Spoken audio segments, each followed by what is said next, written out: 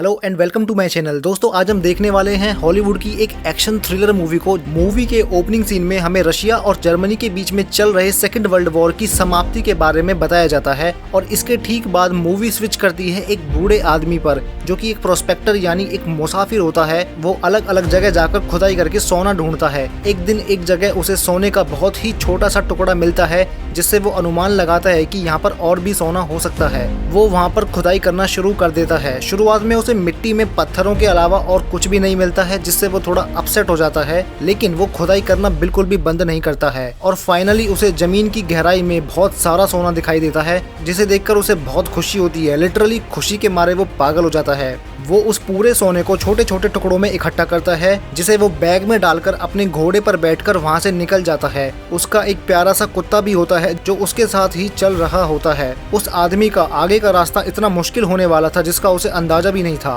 रास्ते में उसे कुछ नाजी सोल्जर्स मिलते हैं। वो उनके सामने से चुपचाप निकल रहा होता है। उनके एक ट्रक में काफी सारी रशियन लड़कियां होती हैं, जिन्हें वो कैद करके अपने साथ ले जा रहे होते हैं। उनमें से एक सोल्जर अपनी बंदूक से उस पर निशाना लगाता है, लेकिन उसका कमांडर उसे ये कहकर रोक देता है कि जाने दो, आगे चलकर वैसे भी वो मरने वाला है, क्योंकि उन सैनिकों की एक टुकड़ी पीछे जमीन में लैंड माइन्स बिछा रही होती है। रास्ते में उसे कुछ लोग खंभों पर लटके दिखाई देते हैं। ये उन्हीं नाजी सोल्जर्स का काम था। थोड़ा आगे चलकर उस आदमी को वही बचे हुए नाजी सैनिक रोक लेते हैं। वो उसे घोड़े से नीचे उतारकर उसका सामान चेक करने लगते हैं और जब उन्हें उसके बैग में खूब सारा सोना मिलता है तो वो सैनिक काफी खुश हो जाते हैं। वो आदमी अपने कुत्ते को इशारा करके वहाँ से भगा देता है। एक सोल्जर उस आदमी को घुटनों के बल बिठाकर उसे गोली मारने ही वाला होता है, तभी वो आदमी उस सोल्जर के सर में चाकू मार देता है, जिसके बाद बाकी के सैनिक भी उसे मारने की कोशिश करते हैं, लेकिन वो बूढ़ा आदमी बहुत बुरी तरह से उन बचे हुए सैनिकों को भी मार देता है। बहुत ज्यादा गोलियां चलने की आवाज से आगे जा रहे सोल्जर्स को शक होता है। वो वहीं से वापस आते हैं और देखते हैं कि उनके साथी मर चुके हैं। उस कमांडर को एक सैनिक के पास एक सोने का टुकड़ा मिलता है, जिससे वो समझ जाते हैं कि वो बूढ़ा आदमी एक गोल्ड माइनर है और वो तुरंत उस आदमी के पीछे जाने लगते हैं।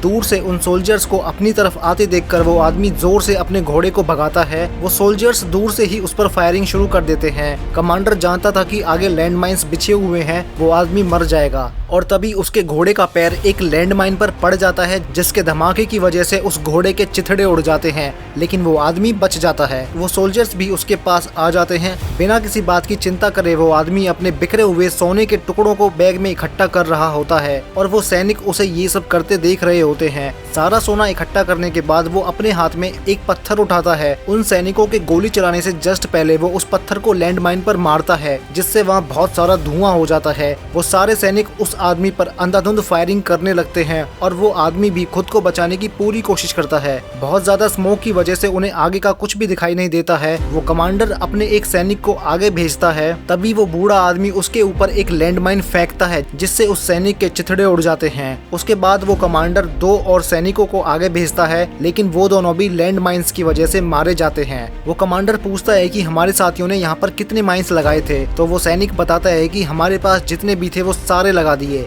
कमांडर को उस बूढ़े आदमी का एक टैग मिलता है। उस पर लिखे नंबर्स के बारे में जब वो पता करते हैं तो उन्हें बताया जाता है कि उस आदमी को छोड़कर तुरंत वहाँ से निकलो। वो टैग उस बूढ़े आदमी का है, जिसका नाम अटामिक कॉर्पी है। कॉर्पी अपनी यूनिट का सबसे खतरनाक कमांडो रह चुका है। वो किसी के भी ऑर्डर्स को फॉलो नहीं करता था। उसने अकेले 300 रशियंस को भी मार डाला था और रशियंस ने उसे एक नाम दिया था, कोशाए, जिसका मतलब होता है द इमॉर्टल। वो कमांडर मानता नहीं है और कैदियों में से 2 लड़कियों को रस्सी से बांधकर टैंक के आगे चलाता है, जिससे अगर रास्ते में लैंडमाइन होंगे तो पता चल जाएगा। आगे चलकर उस बूढ़े आदमी यानी कॉर्पी को एक जली हुई कार दिखाई देती है, जिसके अंदर एक डेड बॉडी भी होती है। वो वहीं पर रुककर थोड़ी देर आराम करता है। उसके हाथ में चोट लगी होती है, जिस पर वो थोड़ी मिट्टी लगाकर उसे कवर कर देता है। उसके बाद वो अपने पैर में से एक गोली को भी निकालता है। थोड़ी देर बाद वहाँ पर वो सोल्जर्स भी आ जाते हैं। कॉर्पी खुद को कार के टायर के पीछे छुपाने की कोशिश करता है, लेकिन डॉग स्क्वाड को देखकर वो समझ जाता है कि ज्यादा देर वो यहाँ रहेगा तो पकड़ा जाएगा,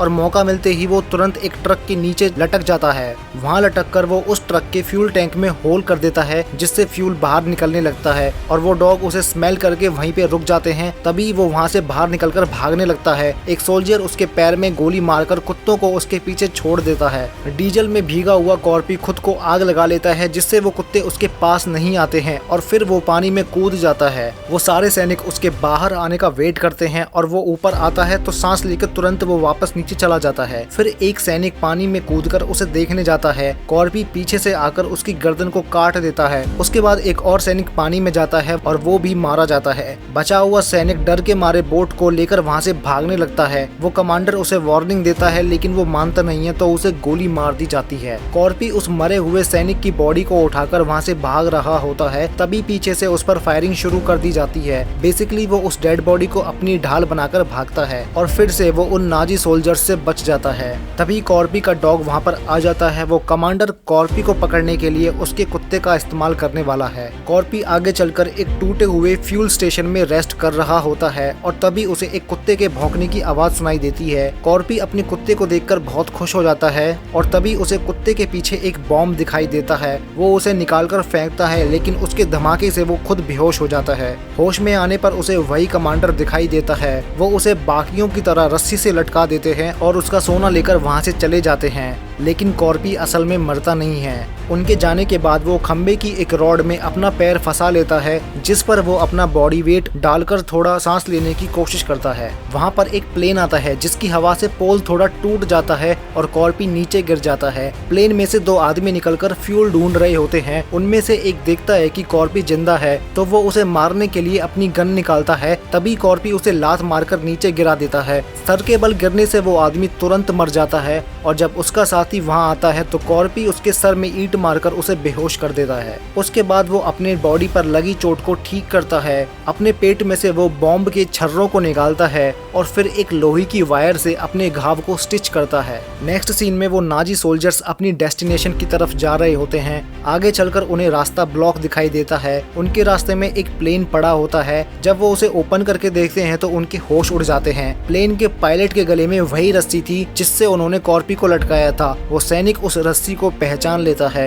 ट्रक में कैद हुई लड़कियों में से एक लड़की हंसने लगती है। वो समझ जाती है कि ये सारे सोल्जर्स मरने वाले हैं और तभी कॉर्पी बाहर से उस सोल्जर को उठाकर नीचे फेंक देता है, जिसे उनका ही टैंक कुचल देता है। हैरानी की बात यह है कि कुचली हुई बॉडी को खुद उनके सोल्जर्स ही पहचान नहीं पाते हैं। उसके बाद कॉर्पी उस ट्रक के अंदर आ जाता है, जिसे देखकर सारी लड़कियों की आंख में आजादी की एक उम्मीद जग जाती है। कॉर्पी सबसे पहले उस ट्रक के ड्राइवर को मारता है, जिसे वो लड़की रिप्लेस करके खुद ड्राइव करने लगती है। उसके बाद वो सारी लड़कियां दूसरे ट्रक के सारे सोल्जर्स को मार देती हैं। कॉर्पी उनके टैंक पर कूदकर उसके एंट्रेंस को तोड़ने की कोशिश करता है। वो अचानक से ब्रेक लगाकर कॉर्पी को नीचे गिरा देते हैं। फिर कॉर्पी पीछे से आकर उस सोल्जर को बाहर खींच लेता है, जिसके बाद वो दोनों टैंक से नीचे गिर जाते हैं। वो सोल्जर कॉर्पी से अपनी जान की भीख मांगता है। तभी वहाँ बाइक पर दो सोल्जर्स और आते हैं, लेकिन उन्हें पहले से ही पता था कि कॉर्पी कौन है। वो डरकर वहाँ से भाग जाते हैं। कॉर्पी उस बाइक को लेकर टैंक के पीछे जाता है। उस नाजी सोल्जर को लगा था कि वो बच गया है, लेकिन तभी पीछे से वो सारी लड़कियां आती हैं जिनको उसने बंदी बनाया था। वो कमांडर आगे चलकर अपने कोऑर्डिनेट्स पर पहुंचता है, जहां से वो आगे का सफर प्लेन से तय करने वाला है। प्लेन में जाने से पहले वो कमांडर अपने ही सिपाही को गोली मार देता है। पीछे से कॉर्पी भी वहां पर आ रहा होता है। वो दूर से ही प्लेन पर गोलियां चला देता है और टेक ऑफ से जस्ट पहले वो उस प्लेन पर लटक जाता है। वो प्लेन की बॉडी में होल करके अंदर आ जाता है। पायलट को ऑलरेडी एक गोली लग चुकी थी और जब कमांडर प्लेन के पीछे जाता है तो कॉर्पी वहीं होता है। उन दोनों के बीच में काफी देर तक खूब लड़ाई होती है। वो कमांडर कॉर्पी को मार मारकर बहुत जख्मी कर देता है। वो कमांडर कॉर्पी को एक रस्सी में लगे लोहे के कुंदे से मार रहा होता है और फिर कॉर्पी उस कुंदे को प्लेन में रखे बॉम्ब के साथ जोड़कर बॉम्ब को नीचे ड्रॉप कर देता है। रस्सी के साथ वो कमांडर भी बॉम्ब के साथ नीचे गिर जाता है और बॉम्ब के फटने से मर जाता है। पायलट को गोली लगने की वजह से वो मर जाता है और प्लेन तेजी से नीचे गिरने लगता है। कॉर्पी सारे गोल्ड को लेकर प्लेन के सबसे पिछले हिस्से में जाकर खुद को बांध लेता है और प्लेन जमीन से टकरा जाता है, लेकिन कॉर्पी मरने वालों में से नहीं है। वो एक कीचड़ से बाहर निकलता है और फाइनल सीन में उसी बाइक से अपने कुत्ते के साथ अपने शहर पहुंच जाता है और वहाँ पर एक काउंटर पर सारा सोना फैलाकर अपने लिए बहुत सारा पैसा डिमांड करता है, जिससे फ्यूचर में उसे कभी कोई दिक्कत ना हो। और वो लड़कियां भी उस नाजी सोल्जर को जिंदा पकड़कर रशियन आर्मी के पास ले जाती है और यहीं पे ये मूवी एंड हो जाती है। वेल गाइस, अगर आपको ये वीडियो अच्छी लगी हो तो इसे लाइक कर देना। ऐसे और मूवी एक्सप्लेनेशन के लिए सब्सक्राइब द चैनल।